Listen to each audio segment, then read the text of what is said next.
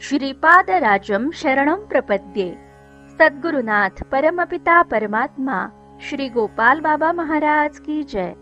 श्रीपाद श्रीवल्लभ चरितामृत लेखमाला, लेखक क्रमांक 24। माझा भाऊ श्रीपाद श्रीवल्लभ स्वामी। कलियुगांतात माझा भाऊ श्रीपाद श्रीवल्लभ स्वामी कल्की अवतार धारण करून कोट्यानुकोटी दुर्वर्तनी दुष्टांचा संहार करून धर्मस्थापना करेल। श्रीपाद श्रीवल्लभ संपूर्ण चरितामृत अध्याय 26। आजवर इतकं वाचन श्रवण झालं, पण कलियुगांत म्हणजे कलियुगाचा अंत हा शब्द कधीही समोर आला नाही, जो श्रीपाद श्रीवल्लभ संपूर्ण चरितामृत 10-12 वर्षांपूर्वी प्रकाशित झाल्यावर समजला। विश्वनियंता श्रीपाद श्रीवल्लभ स्वामींचंच हे नियोजन असावं।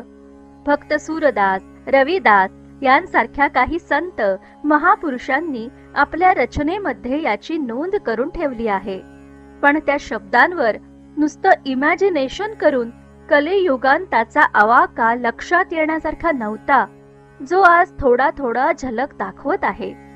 कलियुगांतातील 1000 वर्षांच्या सत्ययुग अंतर्दशा संधी काळाची रूळ बदलण्याची खडखड सुरू झालेली आहे आणि सर्व जग ते अनुभवत आहे।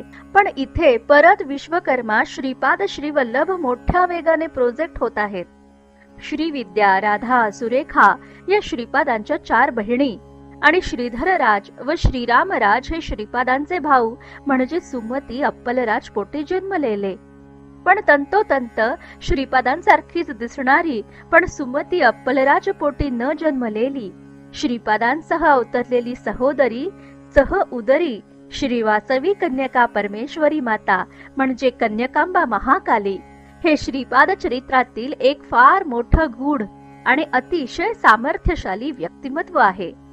खरं तर श्रीपादांसारखेच कन्यकांबाचेही सविस्तर चरित्र भविष्यात उपलब्ध व्हावे, तर या कन्यकांबा म्हणजे कन्यका आंबा श्रीपादांचा भविष्यातील कार्यक्रम घोषित करत आहेत की कलियुगांतात श्रीपाद हे कल्की अवतार धारण करणार आहेत।